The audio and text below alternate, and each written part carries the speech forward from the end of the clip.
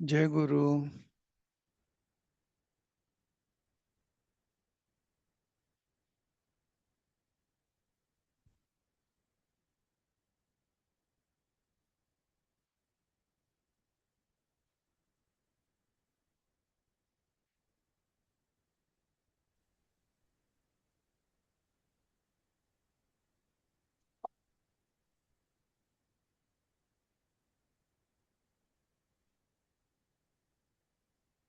जय गुरु.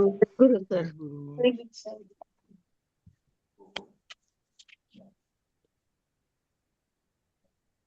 जय गुरु sir. जय गुरु.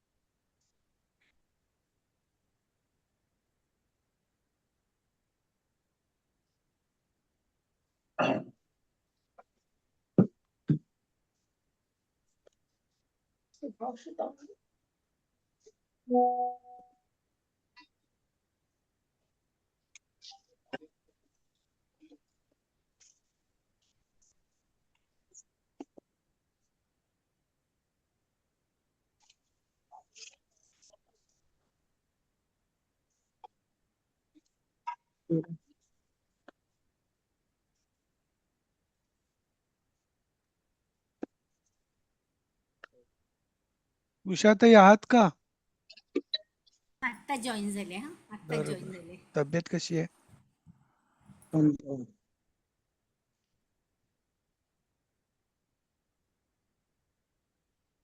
बरं नव्हतं होय उषाताईंना? असंच वाटतं. हो, मलाही बरं नव्हतं आणि माझ्या मुलीलाही बरं नाहीये. अरे बापरे, हो. काय झालं? सर्दी ताप? व्हायरल फीवर आला 3.5-4 पर्यंत गेला फीवर ओ तिचा. बापरे. ऍडमिट केलंय तिला, कालच ऍडमिट केलंय हॉस्पिटलमध्ये. अरे बापरे, तुम्हाला बरं आहे ना? मी बरी आहे, मी बरी आहे. सुरू करूया का? वातावरणच खूप खराब आहे ना, त्यामुळे ना काहीच सांगता येत नाही. काय आता काय पाऊस, आणि तिला ऊन. पोटमध्ये पण इन्फेक्शन झालंय. तिला आपली थुंकी पण घेता येत नव्हती, त्यामुळे आम्हाला घाईघाईने ऍडमिट करायला लागलं तिला. हो. बापरे. नाही, व्हायरल आहे. आमच्याकडे तर थंडी लागते वसईला. कॉर्डला इन्फेक्शन झालंय म्हणून सांगितलं डॉक्टरांनी. कशात? कशाला? अँटीबायोटिक्स चालू केले. Vocal cord. घशाला? घशाला? स्वरयंत्र. अच्छा. Vocal cord. ओके हा, ओके. बोलताच येत नाही अजिबात, म्हणजे गिळता पण अरे येत वा. नाही आणि बोलता पण येत नाही. केवढी आहे हो. मॅडम मुलगी? आहेत ना 2 माझ्याकडेच आहेत आता, मग मी घेऊन आले माझ्याकडेच त्यांना. अच्छा. ते शाळेची गडबड, आता काय ते नवीन हो. नवीन त्यामुळे शाळा एप्रिल महिन्यात पण असते ना. सीबीएसई. सीबीएसई बोर्ड तसेच. जाऊ बरं, दे, सुरू आपण करूया. आपलं चला. कर्तव्य करत राहायचं, त्याचे परिणाम चांगले होतात. चला. आणि विचार नाही करायचं, चांगल्यासाठी करतो की नाही आपण, बरोबर, चांगलंच होणार.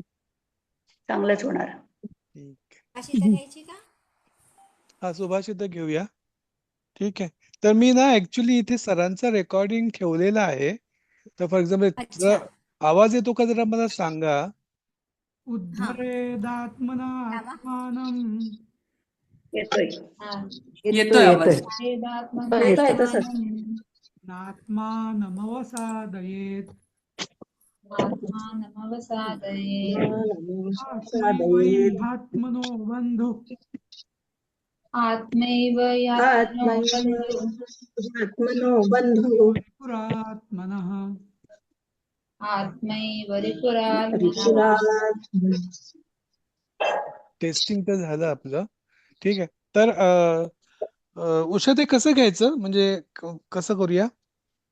वाचून घेऊया एक एक श्लोक. आणि आपण ऐकूया जे का? म्हणजे ह्याच्यामध्ये तो चालेल. बेसिकली सगळ्यांनी आपापलं म्यूट करा ठीक आहे. सरांचा आवाज येत असेल आणि मध्ये पॉज पण आहे, म्हणजे दुसरं कोणतरी म्हणतंय तेव्हा तुम्ही पण तसंच म्हणायचा प्रयत्न करा. ओके. आपण पॉज राहून. हा, ठीक आहे. म्हणजे मग सगळ्यांनी म्यूट करा, म्हणजे आम्हाला येऊ, म्हणजे रेकॉर्डिंग मध्ये नको येऊ दे. आपला जो रेकॉर्डिंग हा जो आवाज आहे तोच रेकॉर्डिंग मध्ये येऊ दे. म्हणजे मग तुम्हाला नंतर कोणाला ऐकायचं तर ते बरं पडेल. तर विनाकारण सगळे आवाज मिक्स झाले तर जो रेकॉर्डिंग आहे त्याला ते नीट कळणार नाही काय म्हणतायत ते नक्की. ठीक आहे. तर सुरू करूया. तर मी आधी रेकॉर्डिंग सुरू करतो याचं ऑडिओ, आणि मग तुम्ही सगळ्यांनी म्यूट करा. फक्त ऑडिओतलाच आवाज येऊ दे, आणि तुम्ही तुमचं स्वतः तुम्ही ते सरांच्या पाठोपाठ त्याची रिहर्सल करा. ठीक आहे.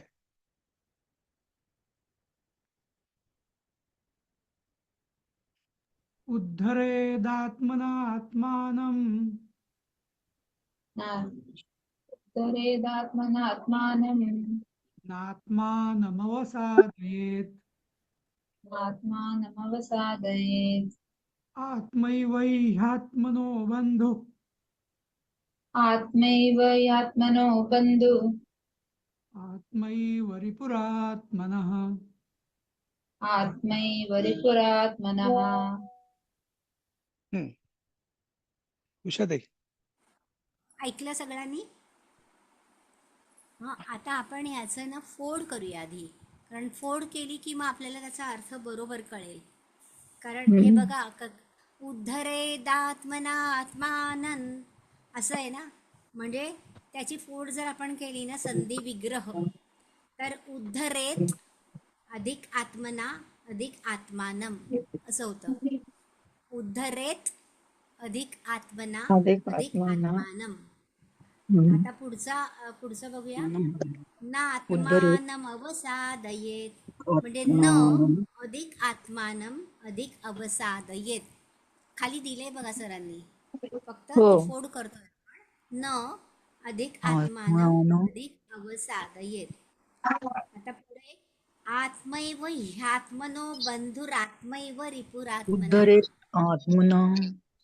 हा, आता आत्मैव, आत्मा अधिक एव, ह्यात्मनो ही अधिक आत्मनः, आत्मानं. बंधुः बंधुरात्मैव, बंधुः मॅडम अधिक आत्मा अधिक एव.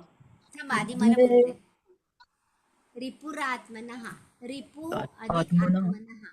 काय माहिती का, इथे फोड करून दिलेला आहे, पण ऍक्च्युअली जे वर्डिंग आहे ना भगवद्गीतेमध्ये ते असं आहे. हा, भगवद्गीतेतलं ओरिजिनल वर्डिंग असं आहे. उद्धरे दात्मनात्मानम पहिलं चरण बरोबर आहे. नात्मानम अवसादयत हे पण चरण बरोबर आहे. आत्मैव ह्यात्मनो बंधुः, आता बंधुः अधिक आत्मैव हा एकत्र शब्द दिलेला आहे भगवद्गीतेत, म्हणून तो झालाय बंधुरात्मैव आणि रिपुरात्मनः. भगवद्गीतेत ओरिजिनल वर्डिंग आहे. तर सरांनी इथे आपल्याला फोड करून दाखवलेलं आहे, बंधुः अधिक आत्मैव. आता काय विचारायचं होतं तुम्हाला? मुलाती तुम्हाला कोणाला काही काय क्वेरी विचारायचं? होती?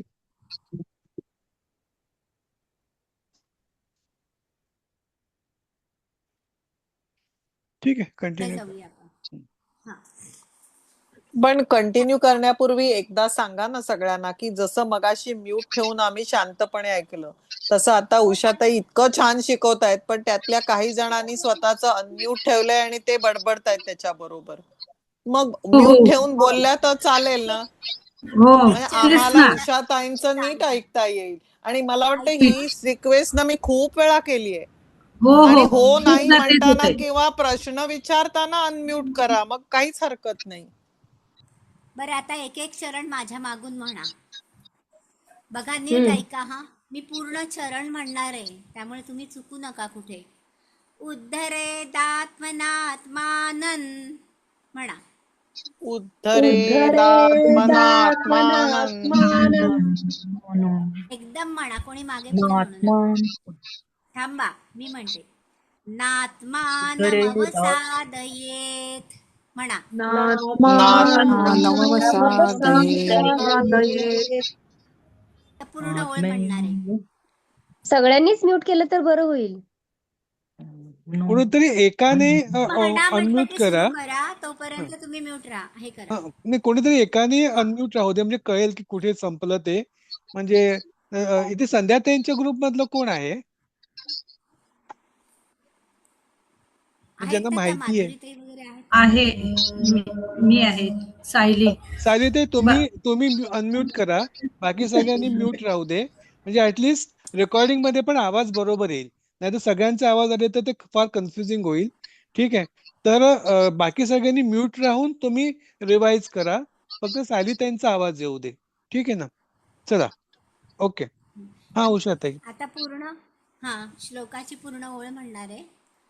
ऐका हा, सगळ्यांनी नीट ऐका आणि स्वतः मनातल्या मनात तरी म्हणा, कारण हे उच्चार तसे कठीण आहेत, पण आपल्याला आले तर आनंद होतो.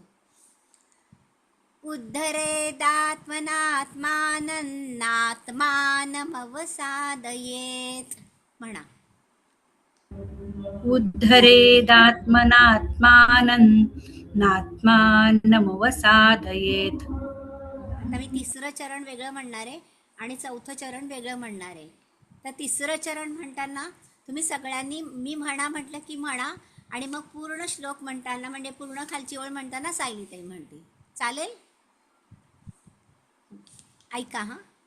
आत्मैव ह्यात्मनो बंधुः, मी पण सरांसारखंच फोड करून म्हणते. आत्मैव ह्यात्मनो बंधुः म्हणा. आत्मैव ह्यात्मनो बंधुः. आत्मैव ह्यात्मनो बन्धुः.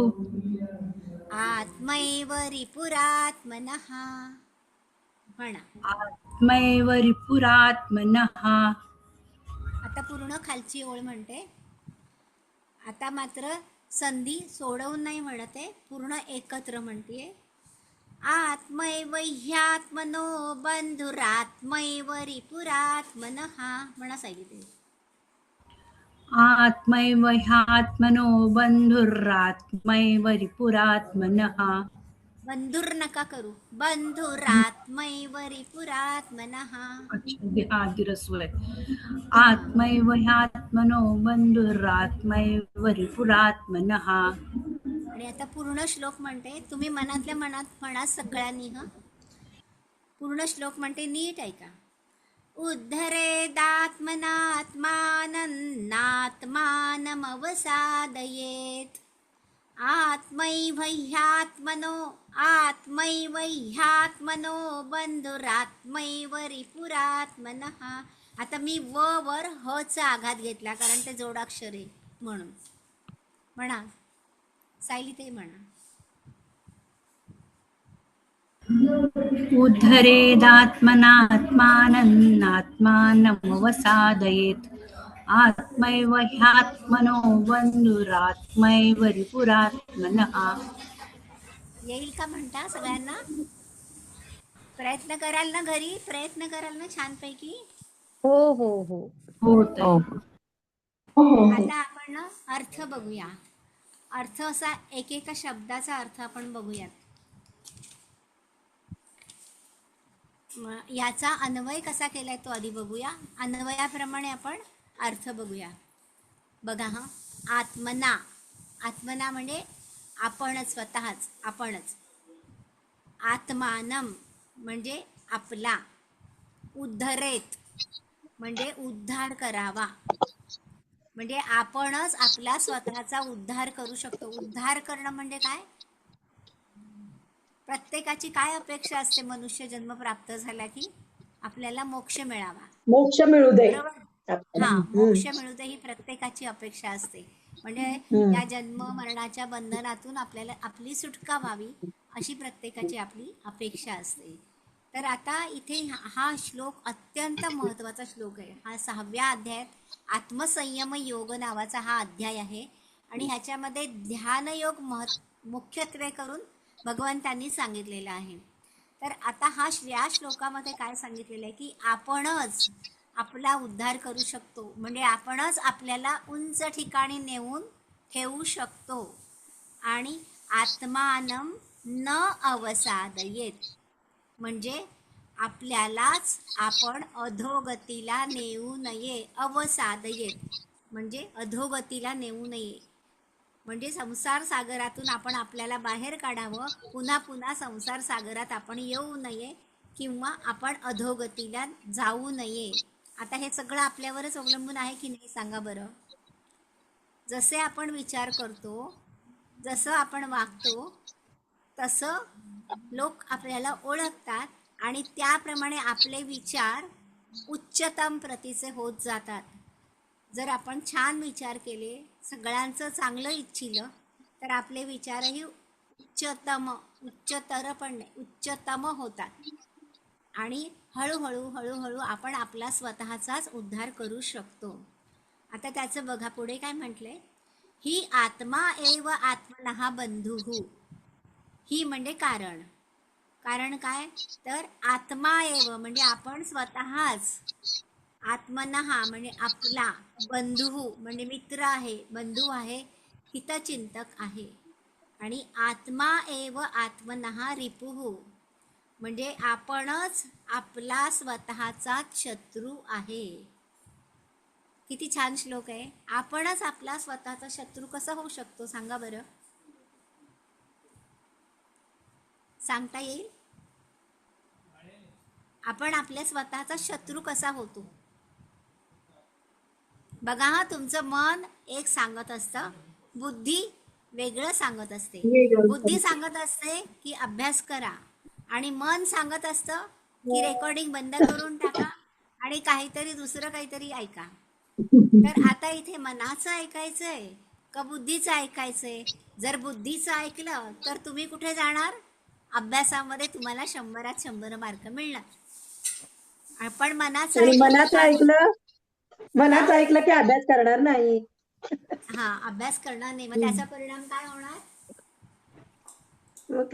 परिणाम काय होणार? म्हणजे सर आपल्याला एवढे जीव तोडून शिकवतायत, पण त्याचा परिणाम काही दिसणार नाही. म्हणजे मग आपण आपलंच नुकसान करून घेतो की नाही सांगा बरं. होय.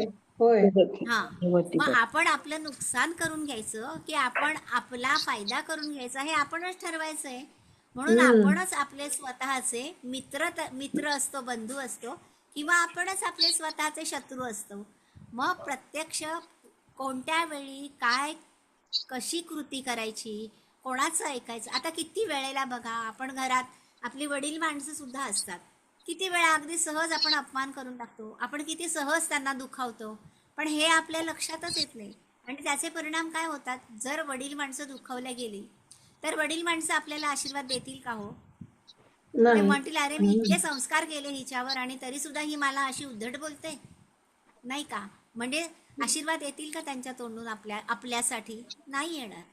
म्हणजे मग आपण कसं वागायचंय, आपण या संसारामध्ये कसं वागायचंय, कसे विचार करायचे, कुठले योग्य विचार आहेत, कुठले अयोग्य विचार आहेत, हे आपणच स्वतः आपल्या सद्विवेक बुद्धीला स्मरून ठरवायचे आणि तसं वागायचे.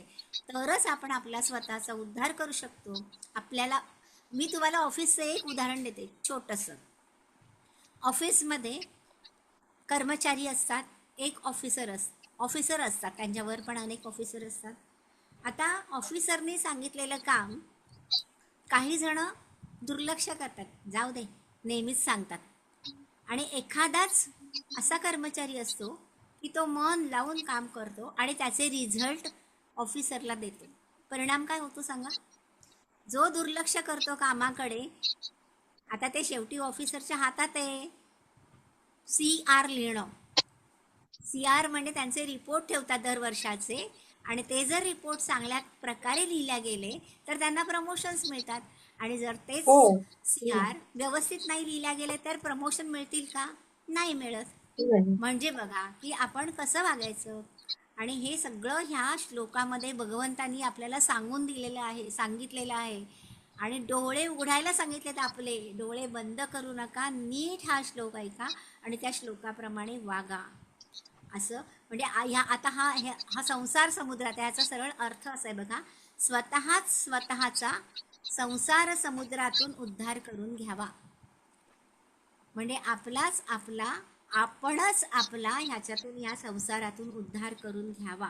आणि स्वतःला अधोगतीला जाऊ देऊ नये. आता संतांनी काय केलं? संतांनी कायम परमेश्वराशी कास धरली. संतांनी कधीही ईश्वराला सोडलं नाही.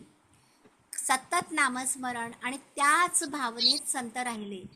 आणि म्हणून संत कुठे गेले? तुकाराम महाराज कुठे गेले बघा.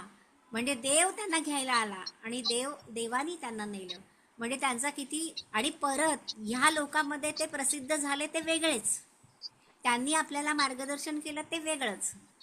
म्हणजे त्यांनी स्वतःचा उद्धार स्वतः करून घेतला. त्यांनी स्वतःला कधीही अधोगतीला जाऊ दिलं नाही. वास्तविक त्यांची परिस्थिती इतकी वाईट होती, इतकी गरिबी होती, पण त्या गरिबीतून सुद्धा ते वरती आले. वरती आले म्हणजे काय? त्यांनी स्वतःचा उद्धार कसा करून घेतला? तर परमेश्वराचं चिंतन करून आतमधला ईश्वर जाणून घेतला. आणि मग त्यांनी जे अभंग रचले ते संपूर्ण जगाला दिले अभंग. आणि त्या अभंगातनं जे तत्वज्ञान आपल्याला दिलं ते तत्वज्ञान शिकून आपण कसं वागायचे ते आपण ठरवायचं आहे. तर कारण हा मनुष्य हा स्वतःचा मित्र आहे आणि तोच स्वतःचा शत्रू देखील आहे. आता बघा आणखीन एखादं उदाहरण आपण असं घेऊया की काही काही पुरुष किंवा स्त्रिया सुद्धा हल्ली खुशाल दारू पितात, सिगरेट ओढतात. किती वाईट असतं, किती घातक असतं. ह्या सगळ्या गोष्टी माहिती असतात त्यांना, त्या शरीराला पण घातक असतात. इतकंच नव्हे तर स्त्रियांच्या बाबतीत त्या बाळाला जन्मसुद्धा नीट प्रकारे देऊ शकत नाहीत. म्हणजे एखादा बाळ अपंग सुद्धा जन्माला येतो किंवा जन्मसुद्धा देऊ शकतच नाहीत अजिबात. म्हणजे हे सगळं माहिती असून सुद्धा इतक्या वाईट सवयी स्वतःला लावून घेतात हे लोक आणि स्वतः शत्रू होतात. मित्र होण्याच्या ऐवजी स्वतः शत्रू होतात. मी खूप उदाहरणं दिली तुम्हाला, तर तुम्हाला हा श्लोक खूप चांगला समजला असेल असं वाटतंय मला. तर कोणीतरी पटकन अर्थ म्हणजे आधी श्लोक वाचायचा, नंतर संधी विग्रह करायचा, नंतर अन्वय वाचायचा आणि शब्दार्थ वाचायचा आहे. तर कोण पहिला नंबर कोणाचा आहे? अपर्णा म्हात्रे का? कोण आहेत? प्रज्ञाताई. बरं प्रज्ञाताई तुम्ही हा अपर्णा श्लोक. हा अपर्णा म्हात्रे. घ्या अपर्णाताई घ्या. उद्धरेदात्मनात्मानं नात्मानं वसादयेत् आत्मैव बंधू. माझ्या मागे म्हणा आधी, मग तुम्हाला छान म्हणता येईल. उद्धरेदात्मनात्मानं म्हणा. उद्धरेदात्मनात्मानं. न का म्हटला मी? अनुस्वाराचा पुढे पुढे न आलाय म्हणून. पुढे न पुढे न आलाय. आलाय म्हणून. नात्मानम अवसादयेत म्हणा. नात्मानं अवसादयेत् आत्मैव ह्यात्मनो बन्धुः. आत्मैव ह्यात्मनो बन्धु. आत्मैव रिपुरात्मनः. आत्मैव रिपुरात्मनः. आता विग्रह. संधी विग्रह. उद्धरेत आत्मना आत्मानं न आत्मानं अवसादयेत. आत्मा एव हि आत्मनो बंधुः. आत्मा एव रिपुः आत्मनः. अन्वय. आत्मना आत्मानं उद्धरेत आत्मानं न अवसादयेत. ही आत्मा एव आत्मानः बंधुः. आत्मा एव आत्मनः रिपुः. शब्दार्थ. आत्मना आत्मन तृतीया आत्मा से हिंदीमध्ये ना. आत्मानं षष्ठी बहुवचन. आत्मा ओका. आत्मा से उद्धरे उद्धार करणे करे. आत्मानं षष्ठी बहुवचन. आत्मा ओका न अवसादयेत पतन न करे. ही क्योंकि आत्मा स्वयं. आत्मनः षष्ठी एकवचन. आत्मा का एव म्हणजे ही. बंधु भाई. रिपु शत्रु. हिंदी अर्थ. अपने स्वयं द्वारा हमारा उद्धार करे, हमारा पतन न करे, क्योंकि हम स्वयं ही हमारे मित्र है और स्वयं ही अपने शत्रु भी है. चांगला समजला ना तुम्हाला सगळ्यांना हा श्लोक सुभाषित हे? हा. म्हणजे भगवद्गीतेतला श्लोक आहे हा 6व्या हा. अध्यायातला. हे ना आमच्या स्वामिनी महिला मंडळाचं ध्येयवाक्य आहे. कुठलं हे? उद्धरेद आत्मनात्मानं. हा हा. अच्छा अच्छा. उद्धरेत वा, वा, छान. आत्मना आत्मानं. हा. एवढंच. आता आपण पुढचा बघूया श्लोक.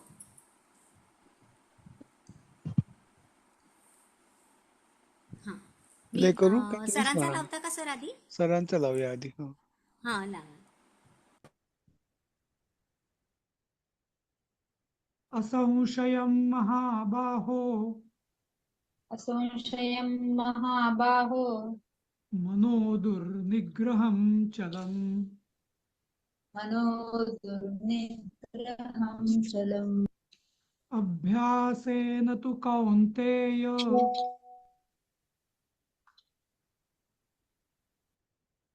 प्राज्ञेन च गृह्यते.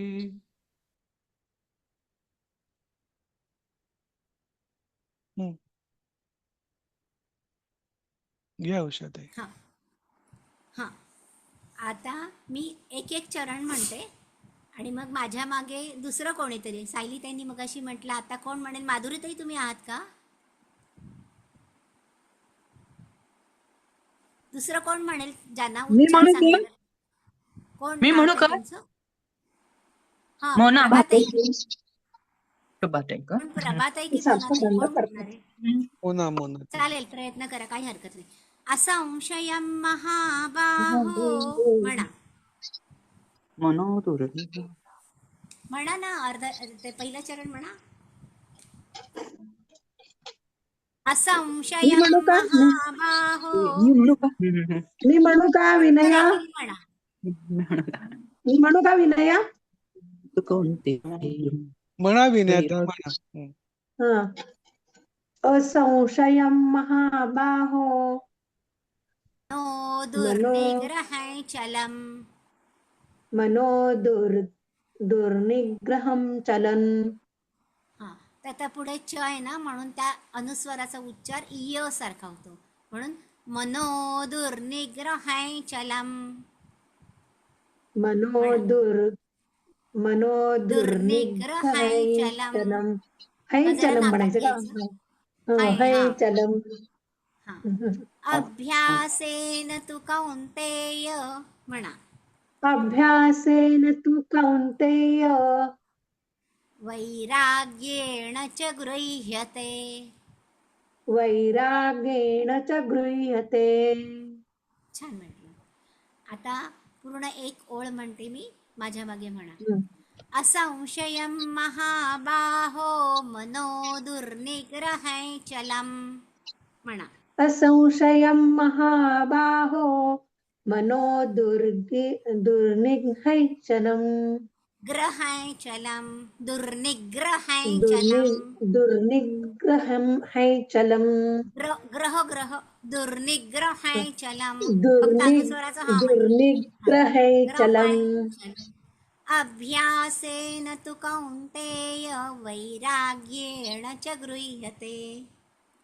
अभ्यासेन तु कौन्तेय वैराग्येण च गृह्यते. आता य युक्त जोडाक्षर जिथे जिथे आहेत ना, आता बघा, अभ्यासेन त्याचा याचा उच्चार स्पष्ट आला पाहिजे आणि भ अर्थ आहे म्हणून अभ्यासेन तु कौन्तेय वैराग्येण च गृह्यते म्हणा. अभ्यासेन तु कौन्तेय वैराग्येण च गृह्यते. गृह्यते. हा. वैराग्येण च वैराग्येण च गृह्यते. गृह्यते. वैराग्येण च गृह्यते. समजला का सगळ्यांना? म्हणता येईल ना घरी प्रयत्न केल्यावर? आता ना हा हो. गंमत म्हणजे तुम्हाला, हा, आता हे श्री भगवानांनी हे वाक्य हा श्लोक सांगितलेला आहे. आणि कशाच्या अनुषंगाने?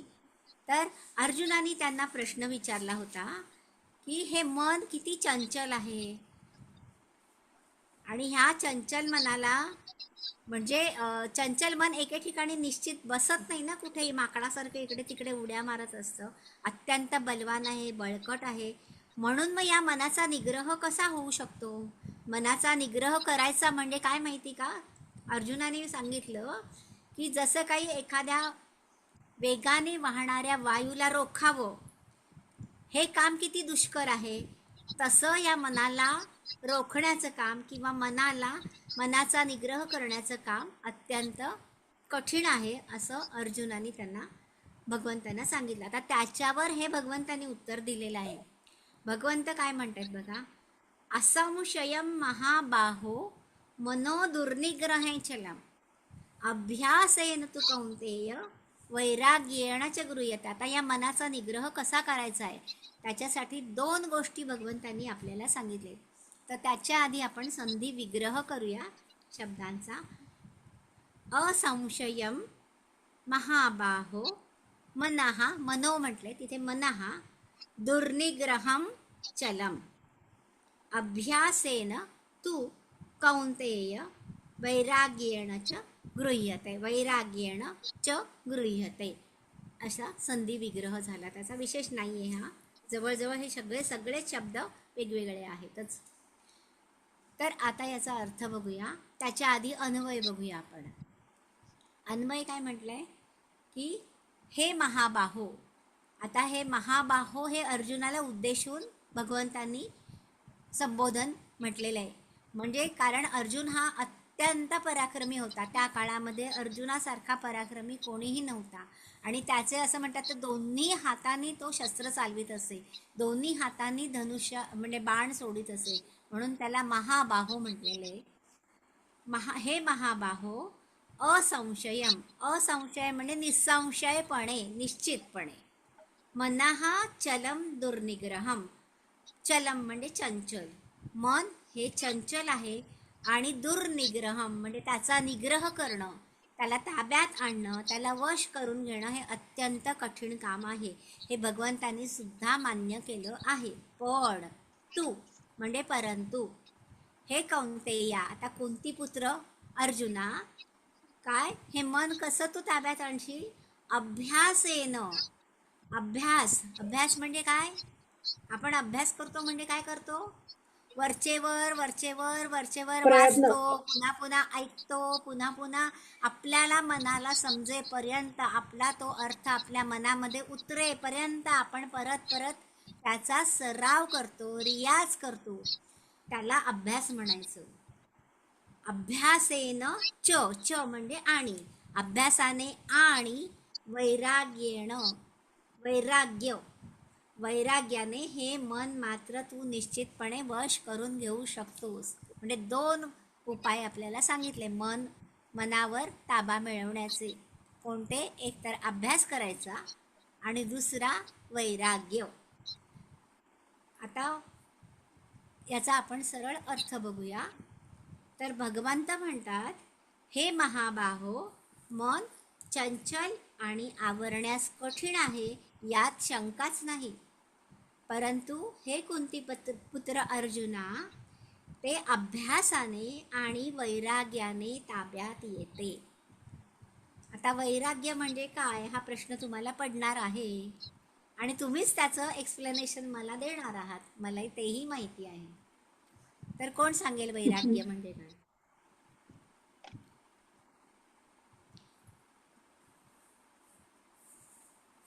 सांगा सायली ताई, भाग्यश्री ताई, आहात का? वैराग्य म्हणजे हवे नको पण, किंवा सोडणं, किंवा म्हणजे अटॅच न होणं. सर्वात निवृत्त होणं, अटॅच न होणं, हव्यास नसणे. आपण पैठणी घेऊया, ऐका, पैठणी घेऊया. हा, पण दुसऱ्या मनाने तुम्ही विचार केला की बापरे, पैठणी, आता पैठणीची किंमत, आणि ती पण अगदी तुम्हाला जी आवडली आहे तिची किंमत आहे 45,000 रुपये. मग तुम्ही कसला विचार कराल सांगा? हे 45,000. भाग्यश्री म्हणेल माझी मुलगी आता कॉलेजला जातीये, तिच्यासाठी फार महत्वाचे हे पैसे. हे काही मी याच्यामध्ये घालवणार नाही पैठणीमध्ये. म्हणजे तुम्ही परिस्थितीचा विचार करू बुद्धीने आपण. सतसत बुद्धीने विवेकाने विचार करू लागलात ते आता. विवेक, हा. पण आणि त्याला तुम्ही वैराग्य नाही म्हणता येणार, ते विवेक झाला. नाही, ऐका ना, विचाराने तुम्ही त्याला तो मुरड विचार घालू. पूर्णपणे सोडून दिला. ऐका, पुढे ऐका. हा हा हा. तो विचार पूर्णपणे सोडून दिला. आता मी काहीही झालं तरी एवढ्यात मी पैठणी घेणारच नाही. म्हणजे तुम्ही एखाद्या वैराग्याच्या गोष्टीपासून विचाराकडे अलिप्तता, झुकलात. हा, एखाद्या गोष्टीपासून अलिप्त राहणे. बरोबर. तेच ना, अलिप्तता. Detachment detachment. बरोबर. म्हणजे तुम्हाला आता समजायला लागले वैराग्य नाही, म्हणजे काय. सगळ्या गोष्टींपासून अलिप्त राहणेच की हा, मग तेच आपल्याला तर हवं असलं तरी सुद्धा. attachment. हम्म. हवे म्हणजे नको जिथे पण आपलं मन गुंतायला जातं ना, तिथे हम्म. विवेकाने विचार करायचा आणि त्या विचारापासनं बाजूला व्हायचं. थोडक्यात म्हणजे मी परित्याग असं करणे. डेफिनेशन करते. हा, असं काही कुठे डेफिनेशन दिलेलं परित्याग नाहीये. करणे. पण असं जर डेफिनेशन विवेक केलं बुद्धी तर ते चुकणार नाही. विवेक बुद्धी बरोबर. जवळ जागृत ठेवायची आणि आपल्याला सगळ्याचा हे सत्सद करायचं. विवेक हं. बुद्धी जागरूक ठेवून तो पैसा म्हणजे कुठलाही जो विचार आत्ता मनात आलाय तो विचार होय. योग्य आहे झटकणे. की अयोग्य आहे, आणि अयोग्य असेल तर त्यापासून निवृत्त व्हायचं. त्याला आपण झटकून टाकणे. हा. वैराग्य म्हटलं तर काहीही बिघडणार नाही. आणि स्वतःवर कंट्रोल हे पण आलं ना त्यातच, वैराग्यातच. कारण तोच काय आहे मग. म्हणाले? त्याशिवाय वैराग्य, स्वतःवर कंट्रोल आल्याशिवाय वैराग्य येणारच नाही. करेक्ट. म्हणून तर इंद्रिय निग्रह आधी शिकवला ना आपल्याला. हम्म. इंद्रिय निग्रह म्हणजे तेच. आता इंद्रियांचे जे विषय असतात ना, आपले आपले किती इंद्रिय हे आहेत म्हणजे काय ज्ञानेंद्रिय 5. आणि कर्मेंद्रिय. 5 आहेत. हा, 5 ज्ञानेंद्रिय. ज्ञानेंद्रिय 5 5 आहेत. ज्ञानेंद्रियांचे विषय कोणते आहेत सांगा बरं. जिव्हा, राग, लोभ, कोणते कोणते? नाही जीभ, नाही, ज्ञानेंद्रियांचे जिभेचं ज्ञानेंद्रिय म्हणजे कुठले आहेत खाणं, आपले. त्वचा, हा, डोळे, त्वचेचा विषय काय आहे? स्पर्श. स्पर्श, त्वचा, हा, जीभ, पाहणे, नंतर डोळे, डोळे, कान. डोळ्यांचं काम काय? जीभ, पाहणे. जीभ, हा, डोळे, कान, नाक, जीभ, त्वचा, डोळे. बरोबर. जिभेची 2 कामं आहेत. चव घेणे. बोलण्यावर एक कंट्रोल आणि खाण्यावर एक कंट्रोल. आपल्याला श्लोक होता असा. शब्द, रूप, रस, गंध आणि हा. स्पर्श असे हे 5 विषय झाले. हे 5 आपल्या इंद्रियांचे. तर इंद्रिय नेहमी ह्या विषयांमध्ये आनंद मानत असतात. व्यस्त ह्या असतात. इंद्रियांना ऐका, या इंद्रियांना आतमध्ये म्हणजे त्यांच्या विषयापासून खेचून घेऊन त्या इंद्रियांना वश करणं ह्याला इंद्रिय निग्रह म्हणतात. आणि मग हा इंद्रिय निग्रह एकदा झाला की मग आपण त्या आपल्या ज्ञानेंद्रियांच्या विषयापासून पण आपल्याला आपोआप वैराग्य येतो. म्हणजे आत्ताचा समजा आपण एक असं उदाहरण घेऊया की तुम्हाला असं वाटलं की पिक्चरला जावं आणि तुमचं मन काय सांगतंय की नाही नाही, राजेश सरांचा क्लास आहे, तो काही बुडवायचा नाही आपल्याला, पिक्चर काही नाही. मग तुम्ही काय केलं, म्हणजे तुमचे डोळे, कान हे सगळं कुठे जाणार होते? सिनेमा आनंद बघायला. बघायला. पण तो कुठला? त्या पिक्चरचा. पण तुम्ही काय विचार केलात की नाही, राजेश सरांचा क्लास अजिबात बुडवायचा नाही, कारण आपलं फार नुकसान होतं त्याने आणि परत परत रेकॉर्डिंग ऐकायला वेळ पण मिळत नाही. मग तुम्ही इंद्रिय निग्रह केलात आणि बसलात होय. क्लासला आणि त्यापासनं तुम्ही वैराग्य प्राप्त करून गेलात त्या विषयांपासनं. कळलं? पराभूतपणे. हा, म्हणजे तुम्ही निवृत्त झालात त्या विषयांपासनं आणि तुम्ही होय. योग्य मार्गाला लागलात. आणि मग हे लागलो. भगवंत हेच सांगतायत वरचेवर की आपल्याला जे आपल्या इंद्रियांचे जे विषय आहेत त्याच्यापासनं इंद्रियांना तुम्ही निवृत्त करा आणि त्यांना आतमध्ये वळवा. आतमध्ये कोण बसले त्याच्याकडे पहा. कोण बसले आतमध्ये? आत्मा. परमात्मा. आत मी बसला आहे. परमात्मा. आत मी बसलो आहे. तो ईश्वराचा अंश परमात्मा. आतमध्ये बसला आहे, त्याच्याकडे बघा असं सांगायचंय. तर पुढच्या श्लोकाकडे जाऊया का? होईल का? नको, एकच पण मिनिट मॅडम आहे. मराठीत अर्थ काय सांगायचा सांगा ना परत. मराठीत अर्थ हवाय का तुम्हाला? हा, भगवंत म्हणतात मन आवरणे अतिशय कठीण आहे. हा, भगवंत म्हणतात हे महाबाहो, मन हम्म. चंचल आणि आवरण्यास कठीण आहे, यात शंकाच नाही. परंतु हे कुंतीपुत्र अर्जुना, ते अभ्यासाने आणि वैराग्याने ताब्यात येते.